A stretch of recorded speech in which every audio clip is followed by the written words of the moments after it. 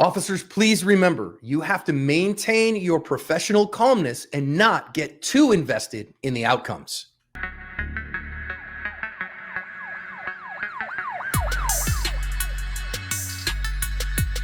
Hi, everyone. Welcome to today's badge cam lesson here at Active Self-Protection. I'm your host, John Correa. I'm, as always, your co-host, Mike Williver, and today's video comes to us from Mesquite, Texas.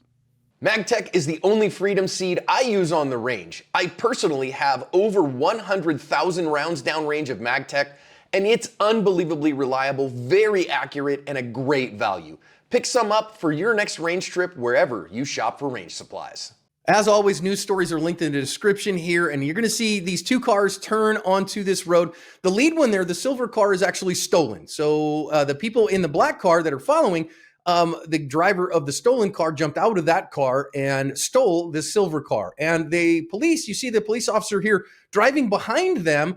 Well, there's a be on the lookout. There's a bolo for this car. So what you see here is 5-6 minutes later, the officer realized, oh gosh, I think that was that car that we were told to pay attention to and look out for. Now, I've sped this up simply for the sake of time because our stolen car thieves here, the one guy that's in the stolen car goes over and talks to the passengers in the support vehicle, we'll call it. And then eventually he and the front seat passenger are going to go inside and get some Slurpees and hot dogs. Now, as all that time goes on here, we're like 10 minutes after the officers finally saw him. You're going to see the officer is going to show up and turn his lights on behind the stolen vehicle and start investigating a Grand Theft Auto. When the officer's badge cam starts, we have audio from that badge cam. So let's listen in and hear how this one goes.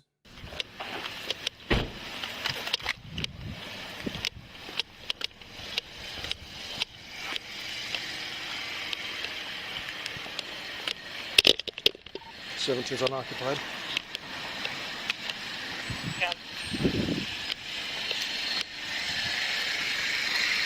Give me your hands! I got two gunpoint. Get on the ground now! All of you! Get out!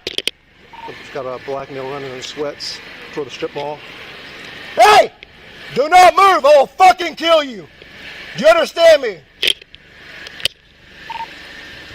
One's running behind the strip center. I got two gunpoint in the car. Two black males, black hoodie, gray sweats, black hoodie, black sweats. Running behind the Little Caesars, running east. Stay right there. Shut the car off. Shut the car off now. Shut the car off now. Shut the car off now. Shut the car off now. Stop now. Stop. Do not fucking move. Stop now. Do not move.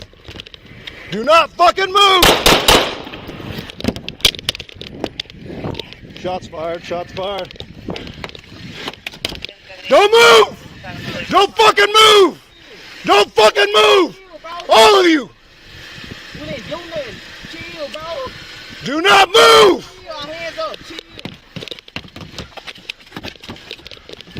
Stay in the car! Do not move! Do not move! Stay there! Stay there! The officer shot 3 times, and what you see here is inside the car, they found this pistol, that's a 45, like a llama or something. Then they also found a Draco 7.62, and you can see it's got a few rounds in it, like it wasn't a completely full magazine. And they found another gun in the car too, which again was an AR pistol in 9mm that had some rounds in it. It looks like a giant pile of crap, to be honest with you. And then finally they found this 40 cal that had some ammo in it too. And the driver of the car who was shot, who did not make it, he was wanted on an aggravated assault warrant. So he was wanted in connection to an aggravated assault. The other passengers in the car, so there were 3 other passengers in the car. The 2 of the 3 were questioned and released. A third one was arrested for an unrelated warrant, unrelated to this issue. The other 2, the front passenger from the trailing car and the driver of the stolen car, they got away and they're still looking for those guys. Oh, Mike, I'm not looking forward to reading comments on this one because, these people in these car and these miscreants they're not good folks, very clearly. And we're doing bad things. And our world is probably better off after this incident. But that doesn't mean it was good what happened. Golly, Mike, this is one of those cases again here. We're just seeing it's like bad incidents week, but these are ne'er-do-wells doing very bad things with a car loaded full of guns for a bunch of guys that are wanted on violent felony warrants. But I do think we're going to get to talk here based on this. Does the officer know all that? Our suspected car thieves are wanted on violent felonies? I don't think so. I think this was a warrant for a vehicle. And so, you got to kind of think about what's reasonable based on that. I think some people think we're soft on crime. John and Mike are soft on crime and don't want criminals pursued. Nonsense. This is exactly what I want my police officers doing. It's not the chasing bad guys I'm worried about. That's great. That's what I want my cops doing. It's the way we go about it. First things first. If you think you've come on a stolen car and you have no idea who's in it, how many people are in it, look, pull back on that side road and sit on it and call for more units, and don't even get out and interrupt this road, because you don't know. In this case, there's 4 or 5, 6 guys or whatever. You're outnumbered immediately. You're putting yourself in a jackpot for no reason. And I would also prefer, if there's going to be a shooting or an accident, that not happen in this parking lot of this convenience store. So, hey, maybe consider pulling across the street, getting eyes, get your binoculars out, watching this thing, calling in information to potential backup units and get them rolling in your direction. Wait for them to pull away and pick your spot to conduct this stop. Doing this all right now, I think, was a mistake. I think we should hold off, let it cook for a little bit, pay attention, get an idea of how many adversaries you have. All that stuff would have been beneficial, but he wanted to jump right on it, so here we are. Yeah, well, and if you're able to do that, then when those guys run off, you've got other units who can go chasing those guys who ended up getting away. Now, tactical perspective here, okay? So you see our officer has a handheld flashlight in his hand. I love a handheld flashlight for administrative tasks, for searching. I love that because you don't want to point a gun at something that you are not ready to shoot. That said, if I go, hey, wait a minute, man, I'm about to have to shoot somebody, that's why he has a pistol-mounted light. That's the time to either stuff that light in your vest somewhere that you've got a dump pouch that you've got on your waist, or just dump it. Just drop it on the hood and get 2 hands on the gun. And not, so many officers carry a light on their pistol, Mike, and don't know how to use it. Yeah. So if you're not training at least once a year in low light training, and I mean real low light training, hours of it, not you go out to the range at dusk when it's still kind of light out and do a little, pish posh work with your lights, getting out there when it's pitch black, getting out there and putting police cars on the line with lights going. So you're dealing with weird lighting situations and practicing gun up, light on, using your spill, all those things. And none of this stuff's intuitive. Practice putting your flashlight away, your sight book away, whatever it is, and working your gun and your light when it's needed. I will say this about that. We're going to talk a lot more about this, but my biggest problem here isn't even the light. It's where he's positioned himself in front of this car. If you're a law enforcement officer and you feel like you need to stop someone from doing what they're doing, how many times have John and I showed you videos where this ends very, very poorly one way or another? It ends badly. And frequently it ends with the officer either taking a ride on the hood for a couple of miles and getting thrown off and breaking his back, or it ends up with him being forced to shoot someone he otherwise might not, or it ends up with him, both of his or her legs broken, and nothing like having your femur snapped in half, watching stuff pour out of you that didn't need to because you were so invested in stopping these guys that you put your body at risk needlessly. So please, please, please do not put yourself in front of a car like this. Well, and if this officer knew that this guy had a warrant for aggravated assault, do you think he would have put himself in that position? I think that would have been reckless and foolhardy if he knew this guy was wanted for aggravated assault, because again, this guy is willing to do others grievous bodily harm in order to get his way. So, okay, eventually the officer does put his flashlight kind of down for a minute here, but again, he's issuing commands. Now the guy starts backing up, and here's an interesting bit. He goes forward here, and our officer decides not to shoot him here just a second. Now again, he's got his flashlight on here, Mike, and this is probably the big reason. He's going, wait a minute, the guy's put the car in drive. I might end up having to shoot this guy. And so now he's trying to get a two-handed grip on his gun, but he's forgotten he's got something in his support hand. And that tells me he's kind of outrunning his headlights here, and he's not in problem-solving mode. Couple things. So this is why we practice dropping things from our hands when we're drawing our gun. Always should practice that every quarter. Every time you qualify, every training you do, you should practice dropping stuff. Secondly, this is why I advocate for a dump pouch. If you don't want to break your precious, $200, $300 flashlight that you bought with your own money or whatever, fine, have a dump pouch. You can throw it in and put 2 hands on the gun or whatever, but just clear your hands. This is just something that doesn't get practiced enough, I think, John. That's the issue, is that officers are going to qualify, deputies are going to train. They're not training this very, very vital skill. This may be more important than a reload training, frankly. This is how important I think this is, because almost always when you're out in public and you're dealing with a bad guy, you're going to have something in your hand. You're going to have a sight book. You're going to have a pen. You're going to have a flashlight or your pepper spray or your taser, whatever. Get it out of your hand. I can't emphasize this enough. We've seen this 1,000 times, and I don't feel like it's getting any better. I don't feel like the message is getting across. Man, we're trying. That's what we, hopefully these get shown in police academies and by patrol sergeants for people to be reminded of. Now let's think about here. I want to say this is pretty important, because watch, the guy is going to pull forward, and this initial one, he pulls forward and our officer doesn't shoot him. Okay. This actually makes good sense to me. But one thing that I notice is then the officer puts himself in front of the car. He's in contact with the front end of the vehicle at this point, or very, very close to in contact with the front of the vehicle. And he chooses not to shoot him this time. The next time the guy goes forward, he chooses to shoot him 3 times.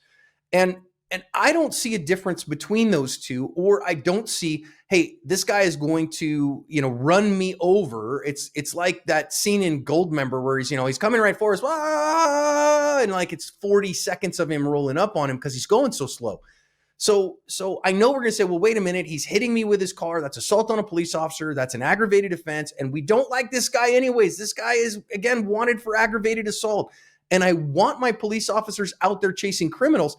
I just don't want them putting themselves in a place where they end up at risk when he shouldn't have. And sometimes going, hey, wait a minute, I'm on the side here. Yep, the guy ran off, but that's okay. I'm going to have all my buddies come and we will chase him down here in a little bit. Yeah. So this is a fresh felony. I think remember how we got here? We got here because he was in such a hurry to arrest these guys, which I love. I love his determination to fight crime and all. But he was in such a hurry, he didn't back off and wait. And let's get some more units here. Let's get, let's let this cook for a minute and watch it and see how many adversaries we have. All these things are true. And now, because he did none of those things, and now he's finding himself in this weird position, in order to prevent the escape of the bad guy, he's placed himself in front of the car. Now, listen, say what you want about whether or not he should have shot. Forget about that for a second. What if that car had a supercharger on it? This kid buried his right foot into the accelerator. Then what do you got? Are you gonna get that shot off through the windshield? Is that shot through the windshield going to hit your bad guy in time to prevent you from being killed or grievously maimed and wounded? The answer is maybe, maybe not. I'm not taking that bet. I'm not putting myself in that position. So again, my biggest thing here throughout this whole video is do not put yourself in this position, because you don't know the outcome. You don't know that your rounds through the windshield, which as John will tell you, do very funny things through that bonded glass. You don't know that that's going to stop this threat, and you could end up under a car. I don't want to be under a car, and I don't want you under a car. That's, I think, really good risk management for officers. Think about, what are the negative outcomes for me here? I end up on the national news. I end up under the wheels here and in ICU. I end up losing my life. And so instead, I'm going to put myself into a safe position, try to take these guys into custody, get on the phone with dispatch, get on the radio, and get as much help here as I possibly can. Because now watch what goes down. And I want you to see this final one, is that the guy has turned his wheels away from the officer. You can see him do it. You can see in the still here that his wheels have turned away from the officer. He's attempting to flee here. Now, I do not like this criminal behavior at all. And you've got a guy wanted for aggravated assault that if the officer knew he had a warrant for aggravated assault, or if there was something in the audio that was like, hey, we're going to kill you, pig, or something like that, that changes things a little bit. But here at this incredibly low speed, just like, he's just nudging him at a mile or 2 an hour, trying to get away from him. I struggle to see the justification under Tennessee versus Garner, Graham versus Connor for the use of deadly force here, Mike. John, can I beat this dead horse? I'm going to beat this dead horse. Look, we can argue all day in the comment section, I'm sure we will, about how fast was he going? Well, it doesn't matter how fast he was going. He was still coming towards the officer. He should have stopped. Yes, he should have done all those things. I couldn't agree more. We're not excusing crime and criminality. We're not excusing failure to obey a lawful order or fleeing and eluding or any of those things, or rolling around dirty with with crappy guns in your car with all your homies. We don't agree with any of those things. All I care about here is getting good information out to law enforcement so they can go, what am I going to do if I see this? Other cops are going to see this today.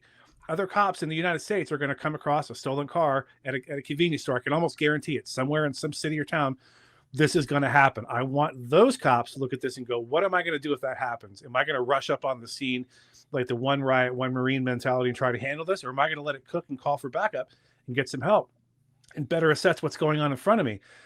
Am I going to put myself in front of a car full of unknown suspects who now we know have committed a felony, at least one, car theft, and hope that they're scared enough of my gun that they don't run me over and kill me? No, we're not. Am I going to get into a voluntary shooting because I put myself in front of that car because I was so invested in this immediate outcome of not letting them get away? Look, these are all questions you have to ask yourself in front of your God, but I'm not putting myself in that spot. And that's, again, the dead horse I'm beating here is do not put yourself in this position. The officer had the freedom to stand wherever he wanted to, and he chose to put himself in front of the car. He chose to follow the car as it backed up. I don't like it. Again, no excuses for the bad guys here. The bad guys made their choices, but the officer, I think, put himself in a bad spot, and this is what ended up happening. So the training value here for all of our law enforcement viewers, for agents, for deputies, for officers, for everyone, is to put yourself in his shoes and to ask, what's the best decision I could make here? Because you very well may see this on shift tonight. You may see this week or this month or this year. And to say, what's important now? Do I need to go in hard right now? One riot, one ranger, that's a real Texas thing. And this is Mesquite, Texas. Or do I need to hold off just a minute and get some more units here so we can box this car in and not end up in this kind of an incident? Again, the driver here wanted on warrants, should have complied. This whole thing doesn't happen if our driver just puts his hands in the air. Okay, we get into custody and he doesn't end up shot and dead. So yeah, there's a big lesson here too. So, don't do drugs, kids. Stay in school, eat your vegetables. Don't do felonious things, right? Don't roll around in cars stealing other cars with a bunch of guns and a bunch of dirtbag buddies. Okay, don't do that. But recognize that hey, as the police officer, you got to make the right decisions here too. And I think that's our big lesson, Mike. Yeah, one last thing I want to add here, tactically speaking. So we have the benefit of knowing all those guns were in the car. He didn't know that. He could have surmised there's probably weapons in the car. Understand, once you say this is totally the most justified shooting of all time, check for other people, check for accomplices, check for bad guys, part of that tap ifs, right? Because if they have guns, I could have a real problem on my hands. At the end of the day, this is the second of two videos where I feel like officers wanted to enforce the law. We had a cop who didn't want meth in his local McDonald's. Good. I wanted to feel that way. We had a cop who didn't want people stealing cars and getting away with it. Good. I understand that. Can't be invested in the outcome of an individual case. If you do, you lose your objectivity and you do things that aren't in your best interest. It can get you hurt or killed or fired or lose your qualified immunity or whatever. At the end of the day, you got to ask yourself, is it worth it? Putting yourself in the front of a car is never worth it.